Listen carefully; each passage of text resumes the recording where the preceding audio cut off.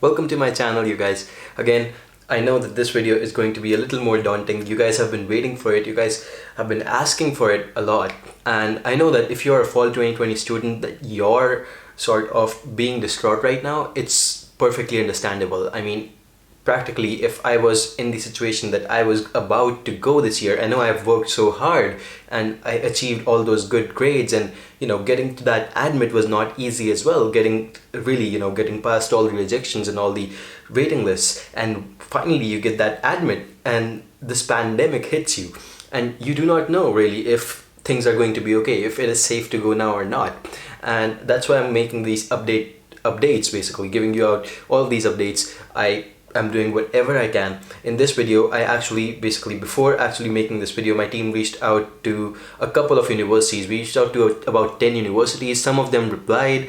I want to show you what their replies are first, and once we show you their replies, I'm going to tell you exactly what my thought process is. Should you go? Should you still be hoping to basically take up the fall 2020 session? Should it be online or offline? What is it going to be? All of that is going to be answered in this video itself. Okay, again, like I said, I'm going to be bringing you regular updates. In case something changes, of course, I'll be making another one of these, but for now, this is the latest update that has just come out. It's the 14th of May today. That's when I'm shooting this, and hopefully you'll be able to see this video today itself on YouTube.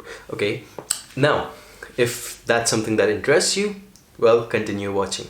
The first one over here that we have is from, let's see, Drexel University. Now, you guys already know Drexel. You might already know that it's probably one of the most popular destinations again, at least among international applicants. And they say that thanks for your email and interest in Drexel. At this time, no decision has been made, but we plan to open and offer classes on campus in this fall. As this is a rapidly moving situation, we are not quite sure if that will be possible, so we are making contingency plans for other possibilities. Our university has a large, diverse panel of faculty, staff, students working together every day, and we will have further information available when it is available. Okay, that's weird. Anyway, basically what they're trying to say is that they do not know as of now, but firstly, they are still hoping to go on campus. They're still hoping to actually conduct on-campus classes, in person. But again, they're also planning for backup, just in case they can't do that. They're planning for the contingency that, all right, we might have to keep it all online. Okay, next one over here I want to show you first is this one, by the way, it's from NYU. Thank you for your email and congratulations on your admissions to NYU. While we anticipate that students will be able to begin their fall semester studies on time and in person, we are actively monitoring the situation and will update our plans as necessary. The safety of our students is our utmost priority, and should the need arise, NYU is prepared to make the necessary adjustments to ensure continuity of student experience. They're basically talking about taking it all online in case the need arises. We understand that not having the final decision may be frustrating, but NYU is doing its best to respond to the rapidly changing situation and make their choice for students their safety, basically. Okay, should you have any further questions, blah, blah, blah, same thing. Again, they are basically giving the same response just as Drexel. Let's take a look at another one over here. This is, again, UT Dallas. I think one of the most sought after universities, especially amongst Indian students. So they say, thank you for contacting the UT Dallas admissions office. For right now, we are planning to do classes in person and campus will be open. However, we are monitoring the situation carefully, and any changes in regard to the classes will be updated through your UT Dallas email and official COVID-19 page. So basically, again, they're just saying that, we're planning for on campus, but in case the need arises, we might move on campus and we will notify you of the same. Okay. Again, one more over here, UW-Madison, Wisconsin-Madison. I'm pretty sure you're also familiar with this one. It's one of the top universities. The decision has not been made yet. They also have a typo in there. That's weird. Anyway, by the university, basically they are just telling you that there's no conclusive decision right now, so they'll let you know once they know. Anyway, about this one is a little bit special. CSU Fullerton, California State University Fullerton, is planning on returning to in-person instruction for fall 2020. Now, this is a little bit surprising. Let me tell you why. Because when we messaged them, and this is from today itself, okay, basically this is from the 13th, I believe, and when we basically messaged them, when we emailed them, they reply telling us that basically on-campus classes may still happen, and they're actually expecting on doing that. And if you actually look at the news over here from Los Angeles Times over here, this CSU chancellor, basically there's a system of all CSUs, right? There's about 10 to 15 CSUs, and they have their whole basically committee. So from that committee, the chancellor says that CSU plans to cancel most in-person classes and go online this fall. Now again, this is again all planning. Nothing is certain right now. They cannot give you a certain estimate. They cannot give you a short answer as of now. But there, you see the contradiction over here in these two. These sort of make me think that there's a lot of confusion in the air, and basically you may not even be able to trust these emails as they come in. Okay, I'm going to tell you about one more over here. This one is IUB, Indiana University Bloomington, and they basically give you the same thing that they're basically telling. As of now, there is no official word of if classes will for the fall semester will be in person, online, or hybrid of both. So again, they do not know that yet. Okay, one more over here, and I believe this should be the last one.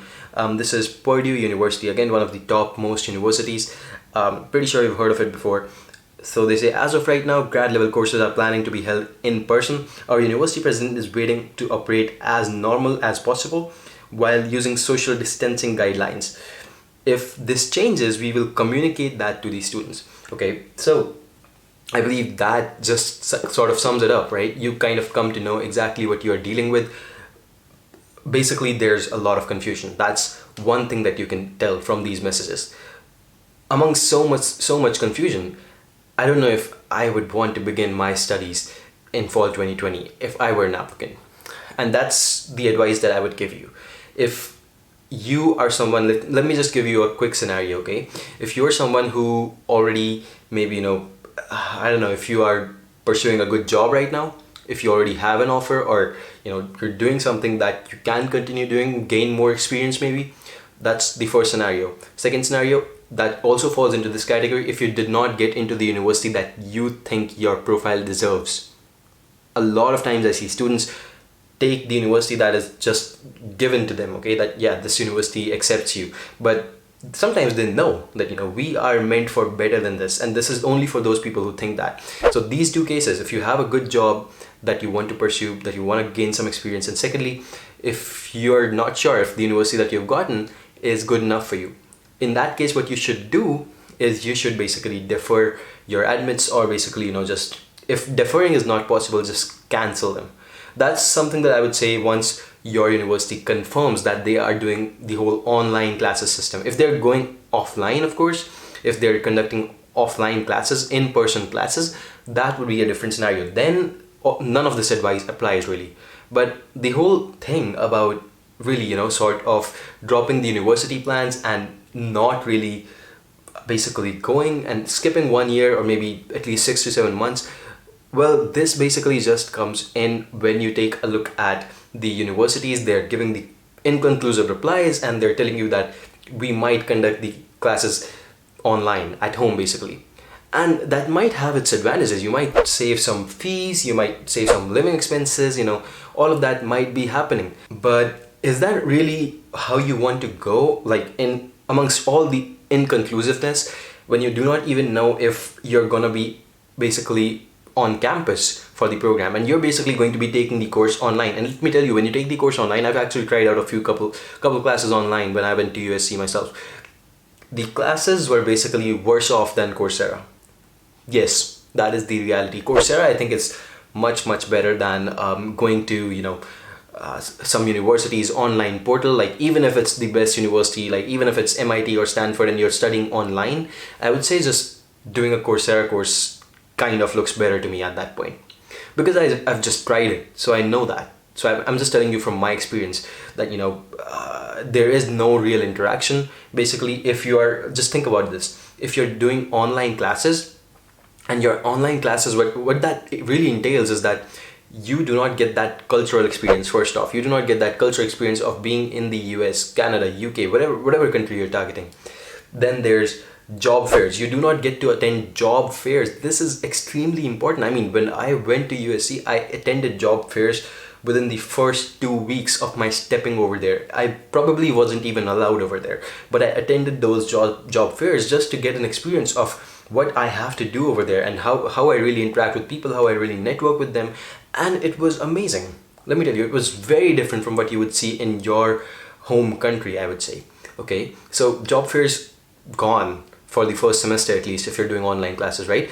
And the thing is, they're just saying that the first semester is online. What if there comes a decision from, the United States, basically just from President Trump directly, telling you that we're closing the borders for 1 year for, international students? What will you do then? I mean, there's no certainty, and no one is telling you that, all right, if this semester is online, the next one will definitely be offline. No one can guarantee that. Please understand that. It's a huge risk that you would be taking, especially if you're taking up huge loans. I mean, if your financial situation is good, this probably doesn't apply to you. But if you're taking up huge loans just to get there, that might not be a good point. Okay.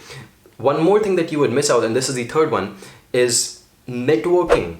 And if you miss out on networking, you indirectly miss out on relationships, you indirectly miss out on internships, you miss out on basically getting into that network, really, where you can basically get a job once you graduate, So the whole aim is not to just wear that hat. The aim is to basically graduate and get that job that you were looking for, get that research position that you were looking for, whatever your goal might be, So these are the things that you would be missing out on if you are going for an online program right now.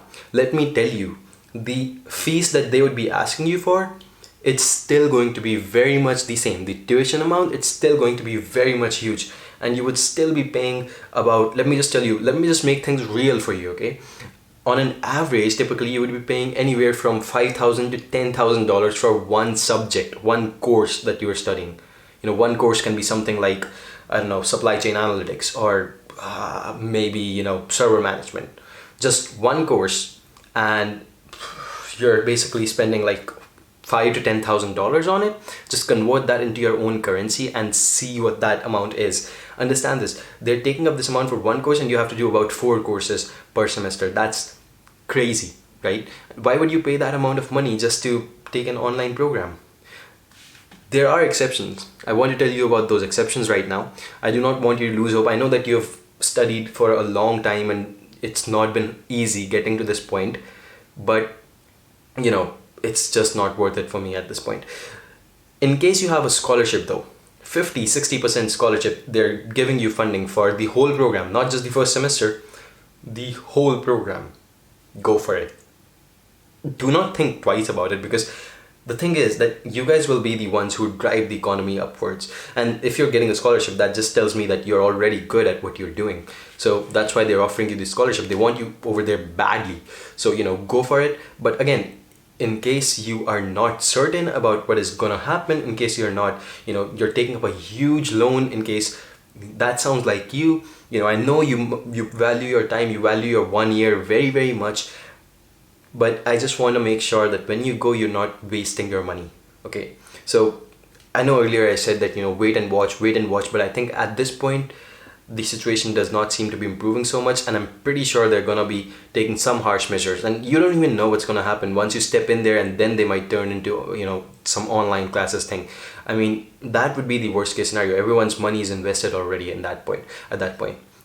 So I hope this helps. I hope this gives you some perspective. Again, this is completely, it may be wrong, okay? I may be completely wrong, but this is just what I see right now, and this is just what I would advise my brothers, my sisters to really think about, to really, even if my friends today ask me like what should we do, I just tell them that you should really think this through. If they're giving you online classes, if it's offline classes though, that's a completely different story. Then it might be worth going, okay? But just make sure before you pay that whole crazy amount of fee that the classes are indeed going to be offline. In person, you can interact with professors, you can make your network, you can go to job fairs, you can go to internships, you can travel the city. All of these things should be there in your experience, because that's invaluable.